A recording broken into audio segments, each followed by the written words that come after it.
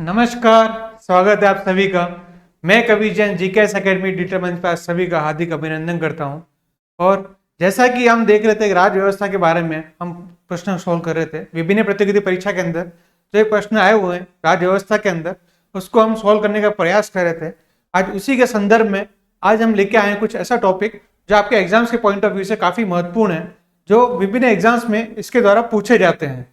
इससे प्रश्न काफी निकलते हैं ताकि ये संविधान को समझने के लिए एक महत्वपूर्ण बेस है, इसका आधार है। संविधान का जो आधार है, बेस है, इसके माध्यम से हम संविधान को समझ सकते हैं। आज हम टॉपिक समझने का प्रयास करेंगे। हम चालू करते हैं आज प्रस्तावना। टॉपिक का नाम है हमारा प्रस्तावना। इसको इंग्लिश में हम कहते हैं प्रीएम्बल। प्रीएम्बल के नाम से जानते हैं, प्रीएम्बल। अब आप सभी ने इसके बारे में सुना होगा कि जब हम किसी किताब को पढ़ते हैं, प्रस्तावना यानी कि प्रीएम्बल, जब हम किसी किताब को पढ़ते हैं, किसी बुक को पढ़ते हैं, उस बुक का एक इंट्रोडक्शन होता है।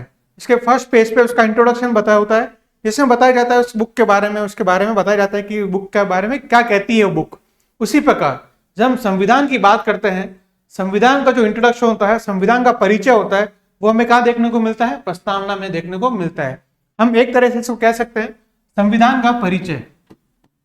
संविधान का परिचय हम इसको कह सकते हैं प्रीएम्बल को, ठीक है।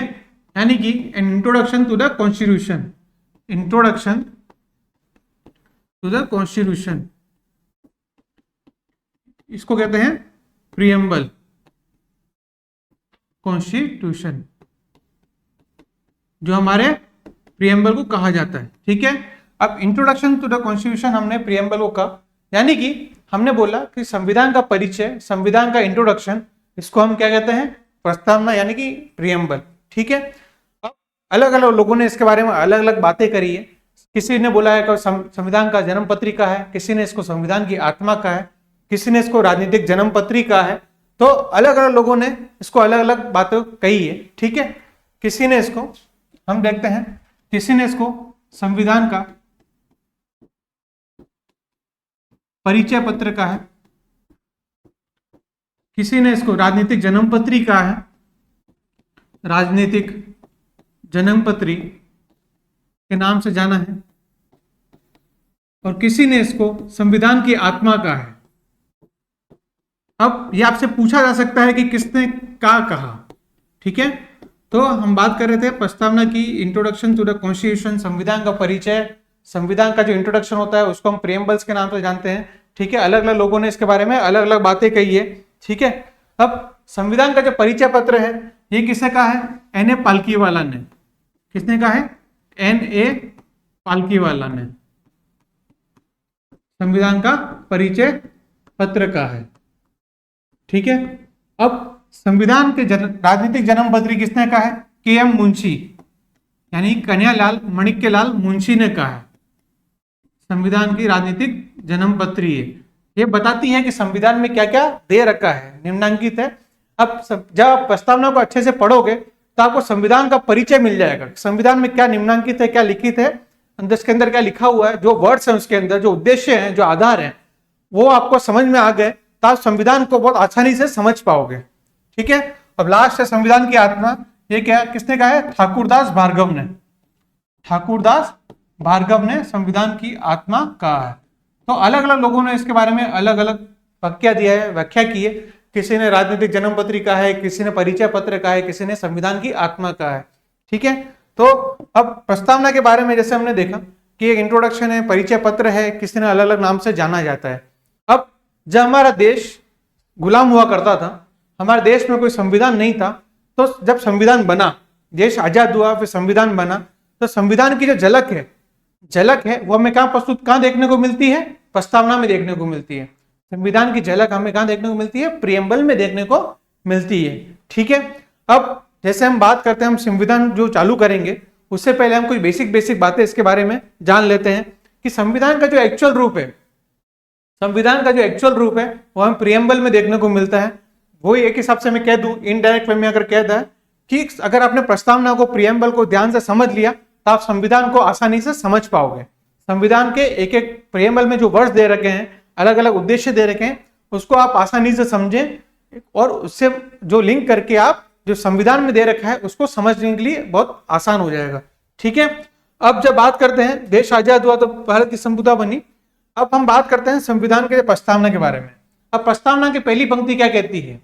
प्रस्तावना में कहती है we the people of India, हम भारत के लोग, यानी कि संविधान सभा के अंदर बैठे वो लोग क्या कह रहे हैं? हम भारत के लोग भारत के नागरिकों को क्या क्या बनाना चाहते हैं, वो सब उद्देश्य उसके अंदर निम्नांकित हैं।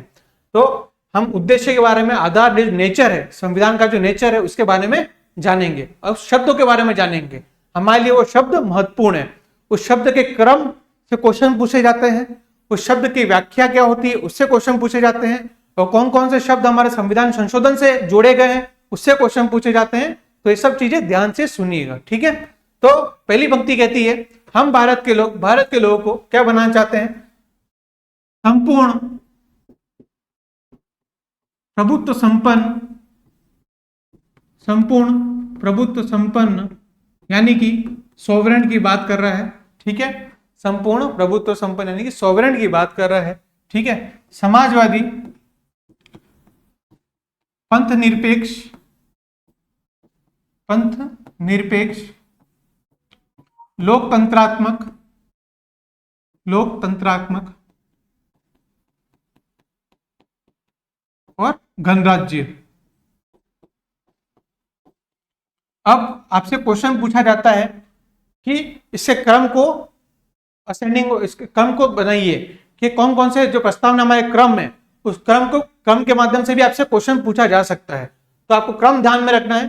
सबसे पहला आता है संपूर्ण प्रभुत्व संपन्न, इसको हम इंग्लिश में कहते हैं सॉवरेन, सोशलिस्ट समाजवादी, पंथ निरपेक्ष यानी कि सेक्युलर, लोकतंत्र यानी डेमोक्रेटिक, और गणराज्य यानी कि रिपब्लिक। ये बातें हमारे प्रस्तावना में की गई है। ठीक है, अब आगे देखते हैं हम इसके बारे में कि बात कर रहे हैं संपूर्ण प्रभुत्व संपन्न, समाजवादी, पंथ निरपेक्ष, लोकतंत्रात्मक, गणराज्य राज्य बनाने के लिए भारत के समस्त नागरिकों को, भारत के समस्त नागरिकों को, हम इसको छोटा कर लेते हैं ताकि आसानी से समझा जाएगा पूरा। ठीक है, अब देखते हैं तो भारत के संपूर्ण इसके बात करी तो भारत के अंदर और भी कुछ बातें कही गई हमारी प्रस्तावना में, और वो देख लेते हैं कि न्याय, स्वतंत्रता, समानता, व्यक्ति की गरिमा, व्यक्ति की गरिमा, राष्ट्र की एकता, अखंडता,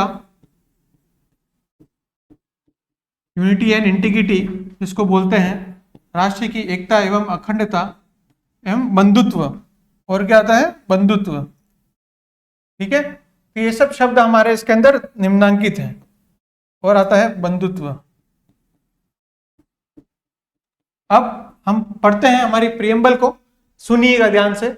हम भारत के लोग, हम संविधान में सभा के अंदर बैठे हुए लोग क्या कह रहे हैं प्रस्तावना के अंदर? हम भारत के लोग भारत को एक संपूर्ण प्रभुत्व संपन्न, समाजवादी, पंथ निरपेक्ष, लोकतंत्रात्मक, गणराज्य राज्य बनाने के लिए भारत के समस्त नागरिकों को न्याय, अब 3 प्रकार के न्याय की बात करी है, सोशल यानी कि सामाजिक,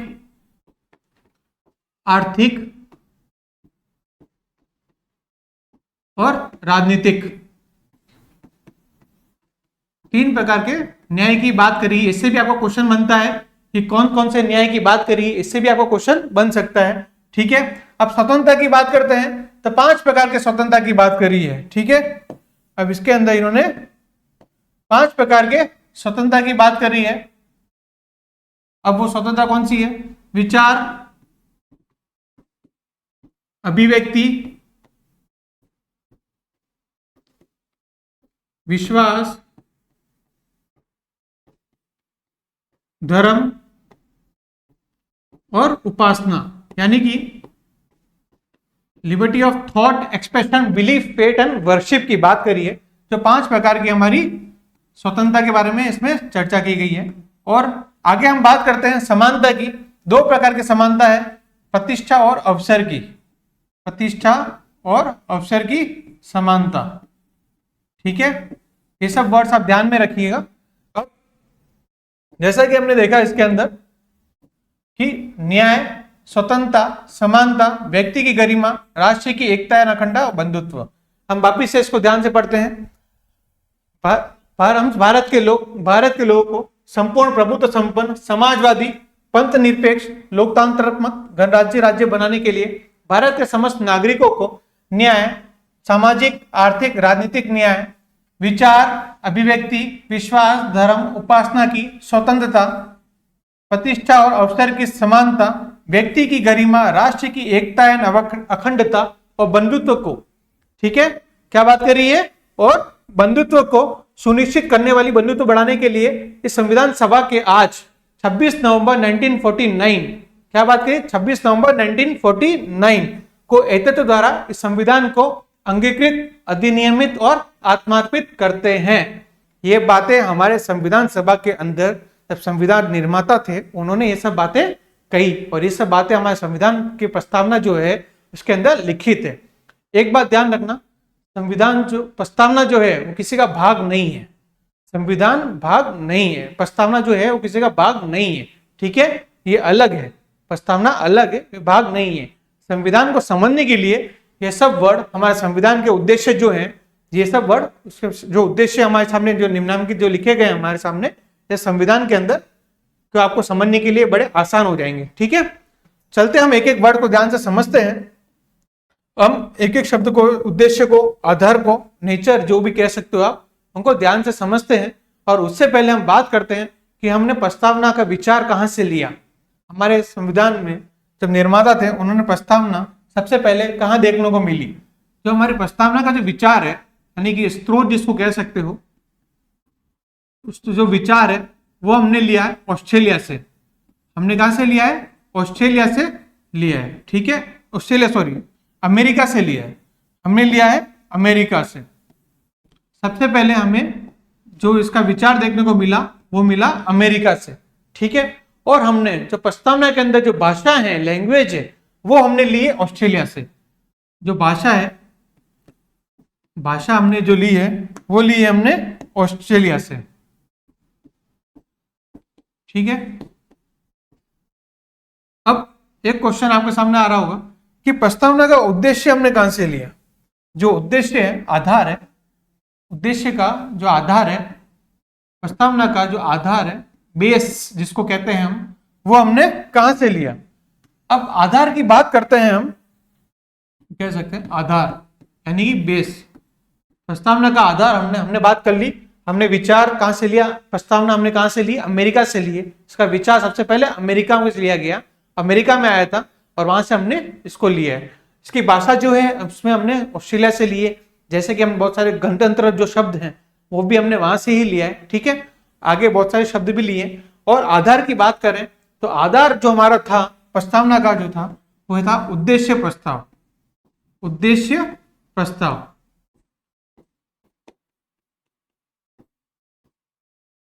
अब बात करते हैं उद्देश्य प्रस्ताव की।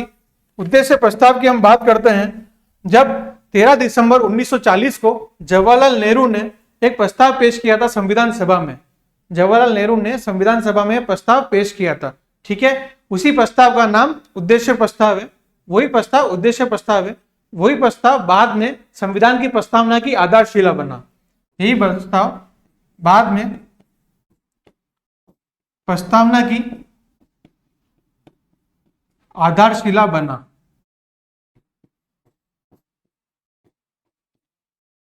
आधारशिला बना,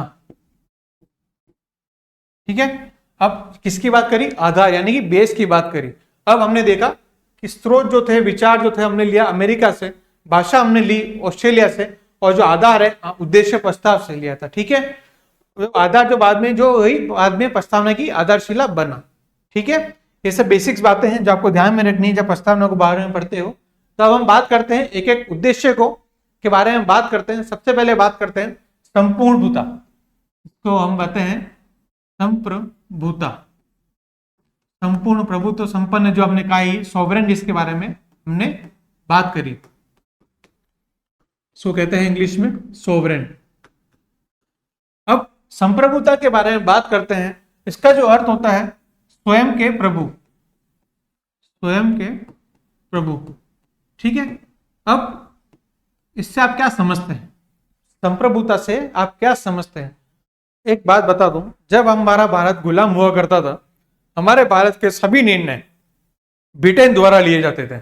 हमारे भारत के अंदर जो भी गतिविधियां होती थी, जो भी कुछ करना होता था, वो सारे निर्णय कहां से लिए जाते थे? ब्रिटेन से लिए जाते थे। जब हमारा देश आजाद हुआ, जब हम संप्रभुता बने, संप्रभु राष्ट्र बने, तब हमारी जो निर्णय है लेने की क्षमता हमारी बनी, तब फिर हम जाके संप्रभुता में आए।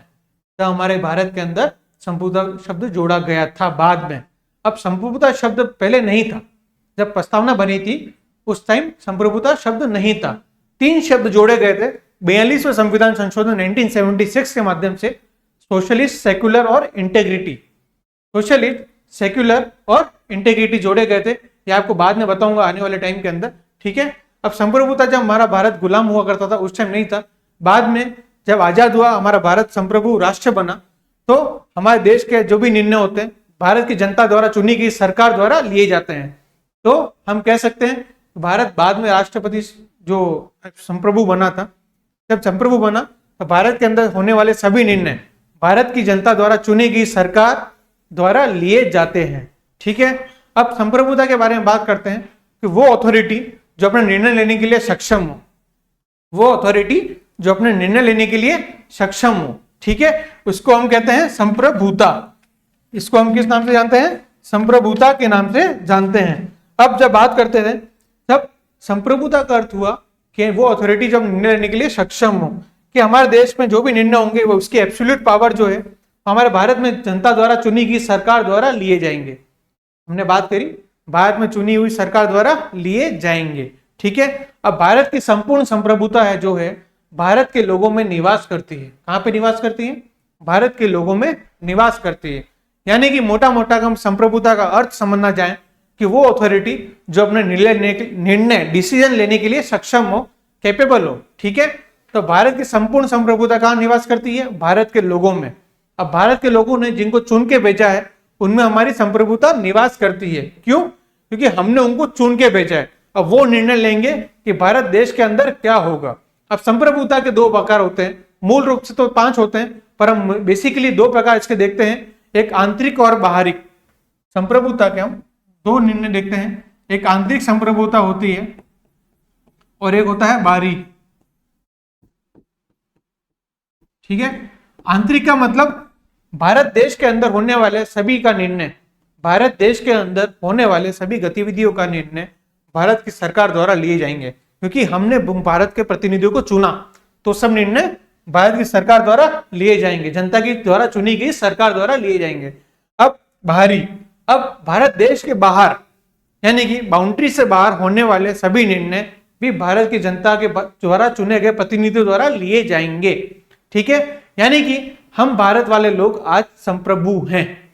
भारत राष्ट्र एक संप्रभु राष्ट्र है, क्योंकि हमारे जो निर्णय है आंतरिक हो या बाहरी हो, सारे निर्णय भारत की जनता द्वारा चुनी गई सरकार द्वारा लिए जाते हैं। तो हम कह सकते हैं, इस माध्यम से हम कह सकते हैं कि भारत की संपूर्ण संप्रभुता, भारत की संपूर्ण संप्रभुता भारत के लोगों में, संपूर्ण संप्रभुता भारत के लोगों में निवास करती है, लोगों में निवास करती है। क्योंकि हमने देखा कि इंटरनल हो या एक्सटर्नल हो, दोनों ही निर्णय भारत की जनता द्वारा चुनी गई सरकार प्रतिनिधि द्वारा लिए जाते हैं, चाहे आंतरिक मामला हो चाहे बाहरी मामला हो, ठीक है, विदेशी मामला हो। तो हम कह सकते हैं कि भारत की संपूर्ण संप्रभुता भारत के लोगों में निवास करती है। ये हमने पढ़े 2 प्रकार के संप्रभुता के प्रकार। पहला हमने देखा संप्रभुता होता क्या है, कि वो अथॉरिटी जो निर्णय लेने के लिए, डिसीजन लेने के लिए सक्षम होती है, इसको कह सकते हैं हम संप्रभुता, ठीक है। हमारा देश पहले गुलाम था, तो हमारे सारे निर्णय ब्रिटेन की सरकार द्वारा लिए जाते थे, ब्रिटेन से लिए जाते थे। आज हमारा देश आजाद हुआ, तो आजाद होने के बाद हम संप्रभु राष्ट्र बने। राष्ट्र बनने के बाद हमारे जो निर्णय है, हमारी जो चुनी गई सरकार है, सरकार द्वारा लिए जाते हैं, प्रतिनिधि द्वारा लिए जाते हैं, ठीक है। उसके अंदर आंतरिक और बाहरी देगा। हम कह सकते हैं इसके माध्यम से इसका अर्थ हुआ संपूर्ण संप्रभुता भारत के लोगों में निवास करती है। अब 2 प्रकार की संप्रभुता हमने यहाँ पे पढ़ी, और भी संप्रभुता है, हम देखते हैं इसको। एक होता है नाम मात्र की संप्रभुता। एक होता है वास्तविक संप्रभुता और एक होता है कानूनी संप्रभुता। ठीक है, अब बात कर रहे हैं नाम मात्र की संप्रभुता, वास्तविक और कानूनी कॉन्स्टिट्यूशनल संप्रभुता। यानी कि अब बात करते हैं नाम मात्र की।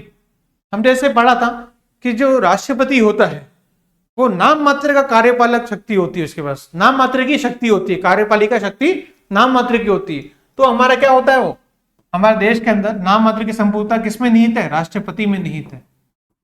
नाम मात्र की संप्रभुता हमारे देश के अंदर किसके अंदर निहित है, राष्ट्रपति में निहित है। और वास्तविक यानी कि रियल, नाम मात्र का मतलब नॉमिनल होता है और वास्तविक का मतलब रियल होता है। वास्तविक संप्रभुता, तो वास्तविक में हमारे देश के जो निर्णय लेते हैं वो किसके द्वारा लिए जाते हैं, प्रधानमंत्री द्वारा लिए जाते हैं। किसके द्वारा लिए जाते हैं, प्रधानमंत्री द्वारा लिए जाते हैं। ठीक है, अब तीसरी बात करते हैं हमारी कानूनी संप्रभुता के बारे में। ठीक है, अब कानूनी संप्रभुता कहाँ निवास करती है, हमारे संविधान के अंदर, कॉन्स्टिट्यूशन के अंदर निवास करती है। ठीक है, ये 3 प्रकार के संप्रभुता के बारे में हमने और देख लिया। टोटल 5 प्रकार की संप्रभुता होती है, परंतु हमारे बेसिकली टॉपिक्स के अंदर 2 ही मानी जाती है, बाहरी और आंतरिक। ठीक है, ये भी हम पढ़ते हैं नाम मात्र की, वास्तविक और कानूनी। ये कहाँ पे निवास करती है, नाम मात्र की संप्रभुता राष्ट्रपति में ही होती है, वास्तविक संप्रभुता हमारे प्रधानमंत्री में निहित होती है और कानूनी संप्रभुता हमारे संविधान में निहित होती है। ये देखा हमने संप्रभुता के बारे में। ठीक है, उम्मीद कर रहा हूं आपको संप्रभुता का जो शब्द है, जो उद्देश्य है, ये आपको समझ में आ गया होगा। ठीक है, अब हम चलते हैं आगे चलते हैं, हम इसके बारे में और पढ़ते हैं। संप्रभुता के बाद हम चलते हैं सेक्युलर, सोवरेन के बाद सेक्युलर आता है, यानी कि धर्मनिरपेक्ष को या पंथ निरपेक्ष को, धर्मनिरपेक्ष और पंथ निरपेक्ष।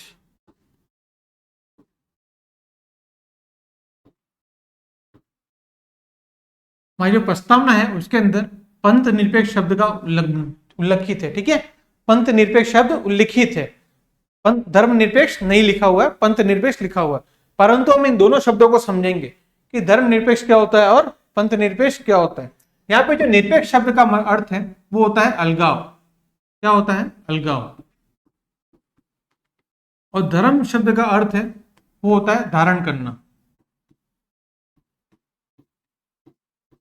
ठीक है, अब यानी कि धर्म से अलगाव होना, धर्म से अलगाव होना यानी पंथ से अलगाव होना, धर्म से अलगाव होना और पंथ से अलगाव होना धर्मनिरपेक्ष और पंथ निरपेक्ष कहलाता है।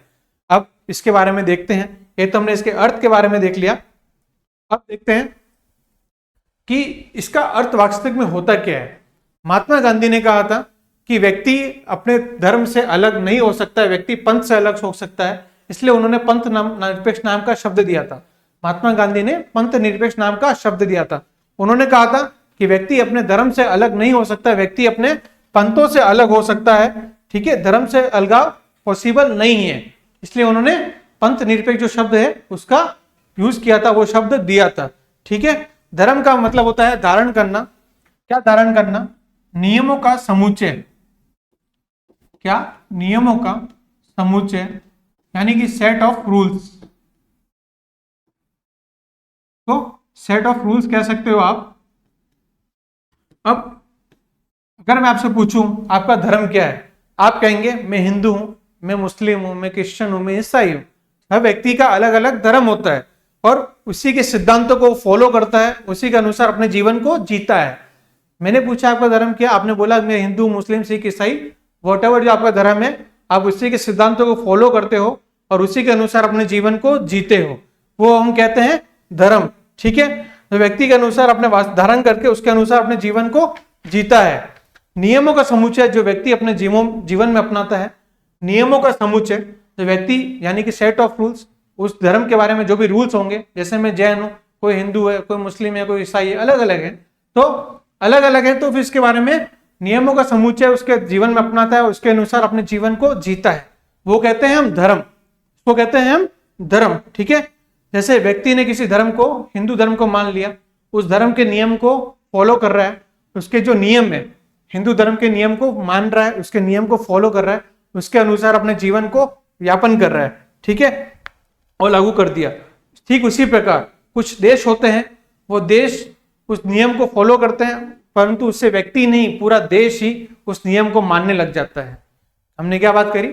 इसी प्रकार कुछ व्यक्ति नहीं, कुछ देश भी उस धर्म के नियमों को अपने देश पर उतारते हैं और लागू कर लेते हैं, और व्यक्ति ही नहीं परंतु पूरा देश उस धर्म के अनुसार जीने लगता है, उस धर्म के अनुसार जीता है।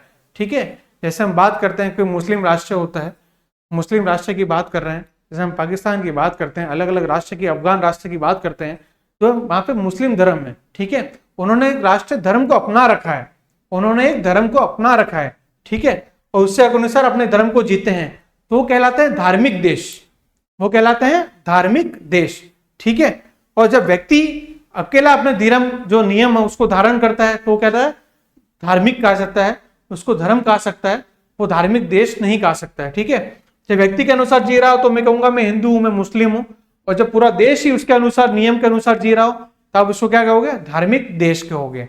ठीक है, तो ये हो गया धर्म का अर्थ। अब हम बात करते हैं हमारे देश के अंदर की बात करते हैं।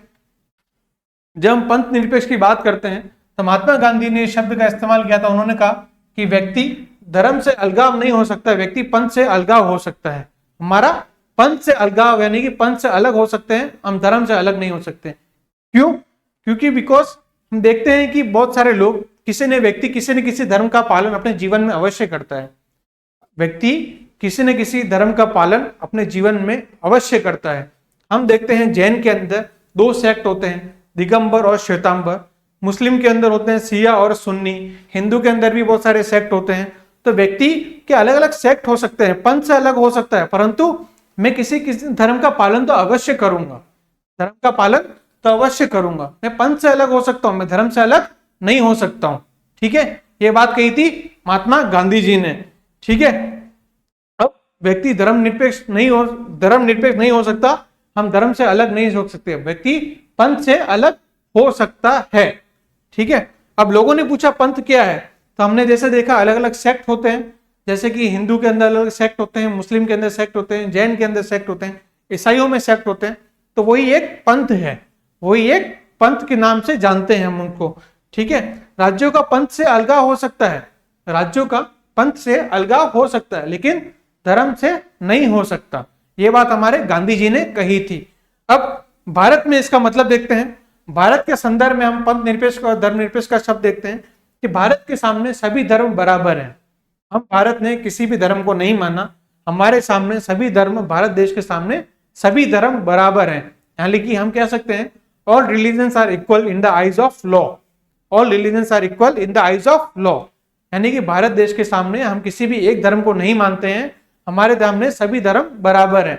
अगर हम किसी को यात्रा करनी होती है या किसी को मक्का मदीना जाना होता है, जहां पे भी हम सरकार सभी धर्म को बराबर मानती है और सभी धर्मों के बारे में बराबर सोचती है। ठीक है, सभी धर्म बराबर हैं। हमारे देश का कोई धर्म नहीं है, हमारा भारत देश का कोई धर्म नहीं है, हमारे देश के सामने सभी धर्म बराबर हैं। जब अनुच्छेद 25 से 28 में पढ़ते हैं धार्मिक स्वतंत्रता का अधिकार, हम 25 से 28 के अंदर धार्मिक स्वतंत्रता का अधिकार के बारे में पढ़ते हैं। इसमें हम देखते हैं कि धर्म, हमारी सरकार कैसे धर्म को कंट्रोल करती है, इसके बारे में बात की गई है कि हमारे देश में जो धर्म है उसको राज्यों से मतलब है, हमारे देश में जो धर्म है उसको राज्यों से मतलब है। ठीक है, अमेरिका का जो धर्म है उसको नियंत्रित नहीं करता, अमेरिका का राज्य धर्म को नियंत्रित नहीं करता, परंतु हमारे देश के अंदर धर्म को नियंत्रित किया जाता है। ठीक है, जो हम अनुच्छेद 25 से 28 में देखते हैं। हम चलते हैं अगले उद्देश्य की ओर। हमारा अगला उद्देश्य है समाजवादी। हमारा अगला उद्देश्य है समाजवादी, सोशलिस्ट जिसको हम कहते हैं, इसको हम कहते हैं सोशलिस्ट।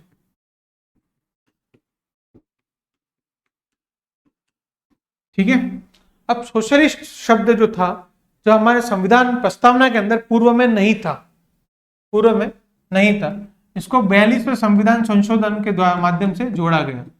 42वें संविधान संशोधन 1976 से जोड़ा गया। ये पूर्व में हमारी जब प्रस्तावना लिखित थी उसमें नहीं था। ठीक है, अब इसकी बात करते हैं, सोशलिस्ट शब्द की हम बात कर रहे हैं, तब इसके अंदर इसके अर्थव्यवस्था के बारे में बताया गया है। किसने बताया गया है? अर्थव्यवस्था के बारे में बताया गया है। जब द्वितीय विश्व युद्ध की समाप्ति के बाद, जब सेकेंड वर्ल्ड वॉर, द्वितीय द्वितीय विश्व युद्ध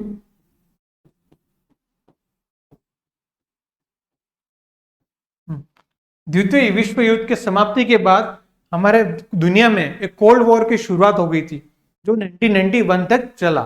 कोल्ड वॉर की शुरुआत हो गई थी जो जिसमें 1991 तक चला, जिसमें अलग अलग प्रकार की मेंटेलिटी, विचारधारा निकल कर आई, अलग अलग विचारधारा निकल कर आई।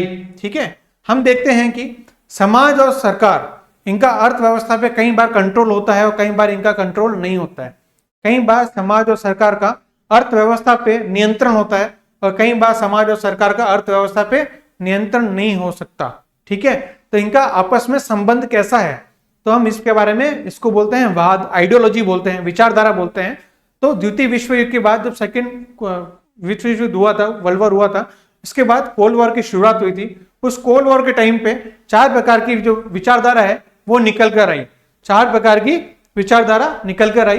ये अर्थव्यवस्था के बारे में बात करते हैं हम, 4 प्रकार की अर्थव्यवस्था है उसके बारे में बात कर लेते हैं। विचारधारा जो है उसके बारे में क्या कहा गया है, इसके बारे में हम थोड़ा समझने की प्रयास करते हैं। ठीक है, सबसे पहला जो है उदारवादी।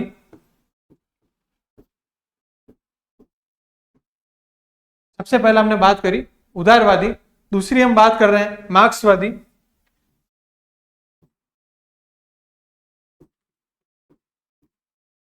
तीसरा हम बात कर रहे हैं समाजवादी,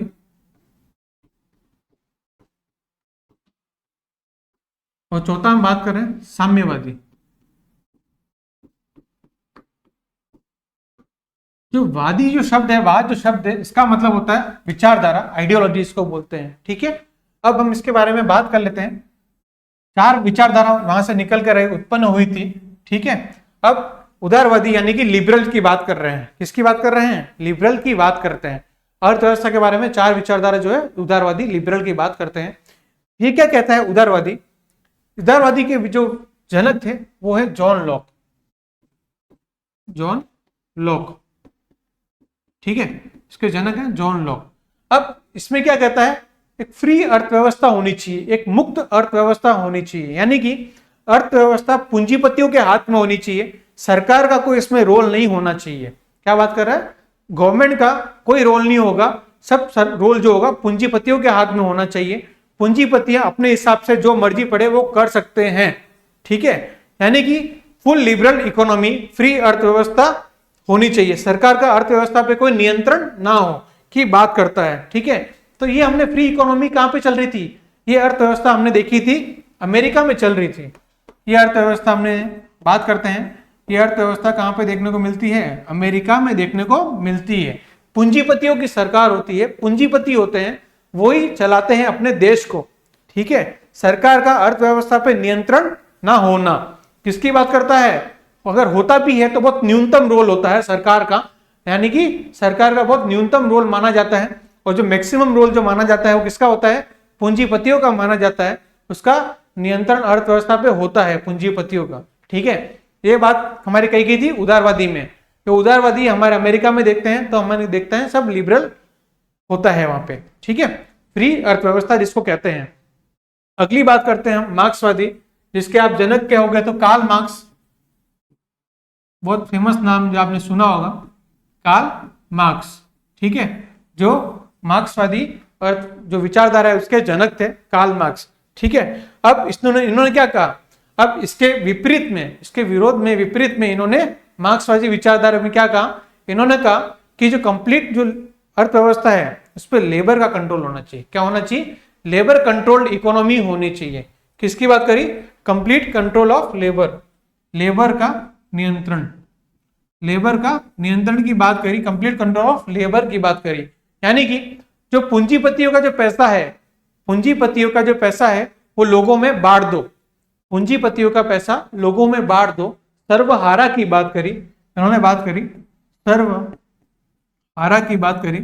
ठीक है, पूंजीपतियों का पैसा लोगों में बांट दो, सर्वहारा में बांट दो, इनकी बात करी मार्क्सवादी ने।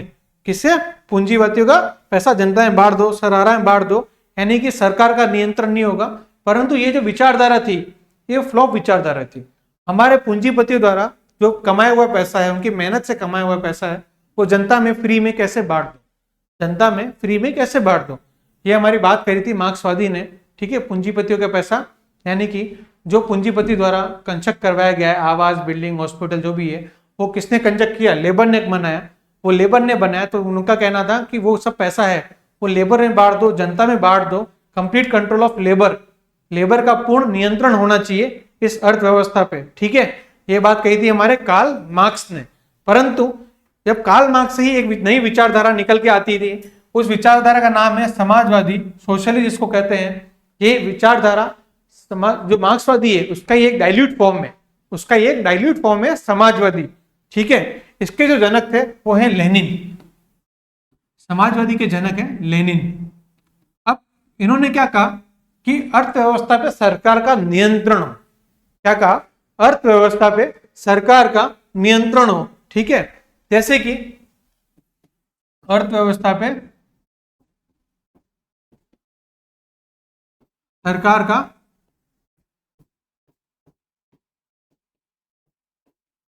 नियंत्रण हो।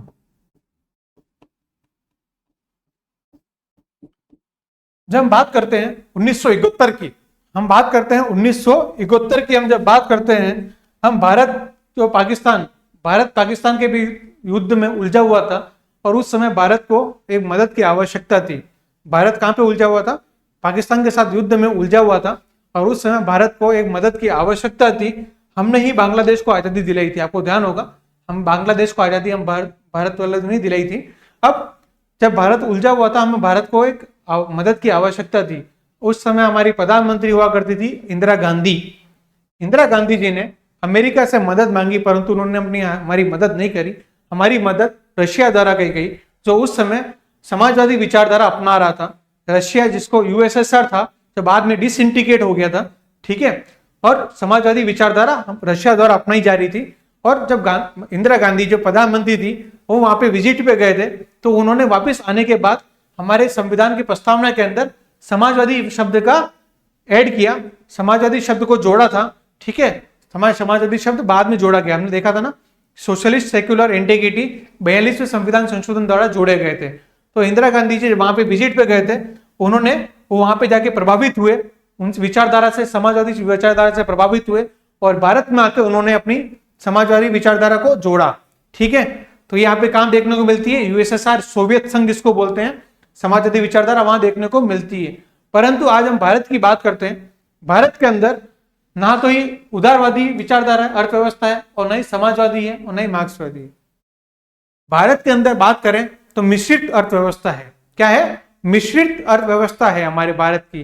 जब 1991 के अंदर हमने एलपीजी को अपनाया था, हमारे भारत में जो अर्थव्यवस्था है उसमें एलपीजी हम लाए थे, लिबरलाइजेशन, प्राइवेटाइजेशन और ग्लोबलाइजेशन, ठीक है। हमने एलपीजी लाए थे, लिबरलाइजेशन, प्राइवेटाइजेशन और ग्लोबलाइजेशन लाए थे। तो हम कह सकते हैं भारत के अंदर मिश्रित अर्थव्यवस्था है। भारत के अंदर ना तो उदारवादी है, कंप्लीट उदारवादी नहीं है, और कंप्लीट समाजवादी नहीं है। परंतु आज वर्तमान की बात करें, हम थोड़े किस तरफ जा रहे हैं? उदारवादी की तरफ जा रहे हैं। हम उदारवादी की तरफ जा रहे हैं, पूरे गए नहीं है, जा रहे हैं, ठीक है। अब लास्ट बात आती है साम्यवादी की। साम्यवादी के जनक है माओ से तुंग, माओ से तुंग। इनका क्या कहना था? इनका कहना था कि अर्थव्यवस्था है, कुछ लोगों का समूह होता है, कुछ लोगों का समूह मतलब ग्रुप होता है, कुछ लोगों में द्वारा नियंत्रित किया जाए। यानी कि हम बात करते हैं, एक ग्रुप होता है, कुछ समूह होता है, उस समूह का अर्थव्यवस्था पे नियंत्रण हो, उस समूह का अर्थव्यवस्था पे नियंत्रण हो।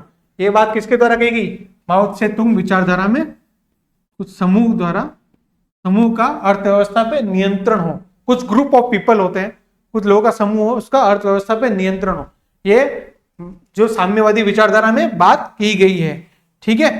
अब हमने देखा समाजवादी 4 प्रकार की विचारधारा के बारे में हमने बात करी, और हमने इसके बारे में जाना। ये विचारधारा आपके ध्यान रखना, इससे क्वेश्चन आपका बन सकता है। आपको एक बेसिक्स जो ज्ञान होता है कि नॉर्मल इसके बारे में डिफरेंस क्या है, वो हमने समझा। इसके बारे में और भी बहुत कुछ बातें हैं समझने के लिए, परंतु हमने ऊपर ऊपर हाईलाइट जो है उसके रूप में हमने इसको समझने का प्रयास किया, ठीक है। जैसा कि हम बात कर रहे थे समाजवादी में हमने देखा अलग अलग विचारधारा अर्थव्यवस्था के बारे में, ठीक है। आगे चलते हैं, हमने पढ़ा सोशलिस्ट सेक्युलर इंटेग्रिटी। ठीक है, हमने देखा था प्रस्तावना के बारे में, प्रस्तावना की विचारधारा के बारे में, अलग अलग चीजों के बारे में, उद्देश्य के बारे में हमने जानने का प्रयास किया। ठीक है, अब आगे की दो और बचते हैं, लोकतंत्रात्मक और गणराज्य। ये हम आने वाली क्लास के अंदर समझने का प्रयास करेंगे और उम्मीद करता हूं आपको इसका समझ में आ गया होगा डिस्क्रिप्शन। और अगर आप डिस्क्रिप्शन जाने के लिए आप वापस इसको क्लास को रिवाइज कीजिएगा ताकि आप इसको और प्रॉपर वे में समझ पाए। ठीक है, और कोई भी डाउट हो तो कमेंट सेक्शन में आप इसको नोट डाउन कीजिएगा ताकि हम इसका सॉल्यूशन कर सकें। और उम्मीद करता हूं आपका इससे क्लास समझ में आ गई हो, आपके लिए हेल्पफुल रही होगी। आपका जीके एकेडमी के परिवार की ओर से आपका बहुत बहुत धन्यवाद।